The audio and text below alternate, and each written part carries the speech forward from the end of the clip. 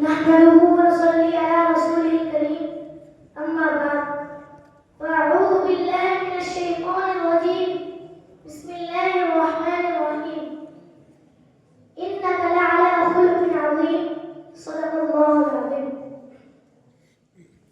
صدر عالم وقار مہمانان محترم منصفان مکرم اور شریکان محفل السلام علیکم ورحمۃ اللہ وبرکاتہ۔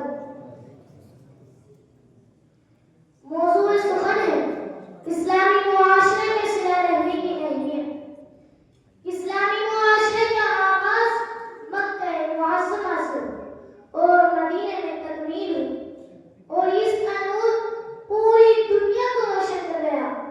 یہ حقیقت ہے کہ آپ صلی اللہ علیہ وسلم کی تمام خوبیوں کا احاطہ آج تک کوئی نہ کر سکا۔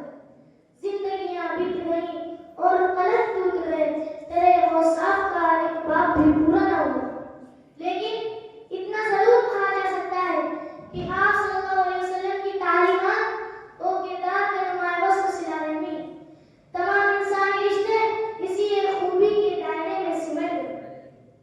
حضرت گرامی، ذرا حضور صلی اللہ علیہ وسلم کی صلہ رحمی کے اوصاف پر غور تو کیجیے۔ آپ صلی اللہ علیہ وسلم نے کسی پر ظلم نہ کرنے کا حکم دیا، دوسروں کی جان مال کی قدر کرنا سکھایا، عورتوں کا مرتبہ بلند کیا، بیویوں کے ساتھ حسن سلوک کا بار بار حکم دیا، پڑوسیوں کے حقوق بتائے، غلاموں اور ماتحتوں سے برابری کا سلوک کرنے کی تاکید کی، یتیموں کے سر پر شفقت کا ہاتھ رکھنے والے کو جنت کی بشارت دی۔ حضرات، آپ کے قائم کردہ معاشرے میں بھلائی اور خیر کے جذبات تھے، بڑوں کی عزت تھی، بزرگوں کا احترام تھا، کسی بھی مفلس کو حقارت کی نظر سے نہیں دیکھتے تھے، کوئی سائی کسی گھر سے خالی ہاتھ نہیں لوٹتا، کسی کے گھر 3 دن کوئی مہمان نہ آتا تو ان کی آنکھوں میں آنسو آ جاتے کہ میری اللہ کی رحمت مجھ سے روٹ تو نہیں گئی۔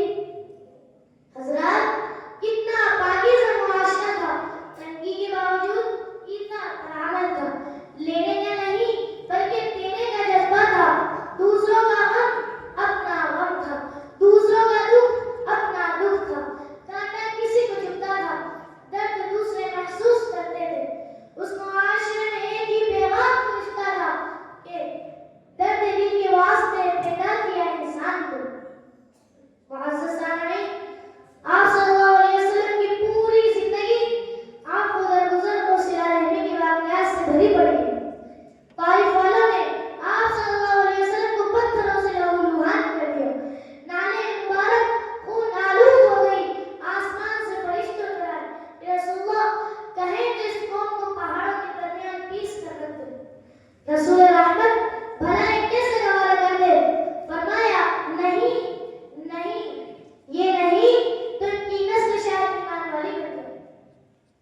سلام اس پر کہ افکار محبت جس نے سکھلائے، سلام اس پر کہ جس نے زخم اٹھا کر پھول برسائے۔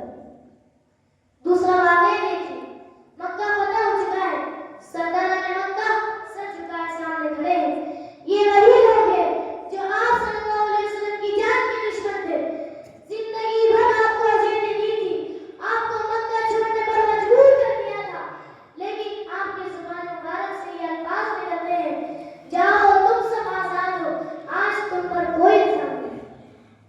حضرات، اس بے رحم معاشرے میں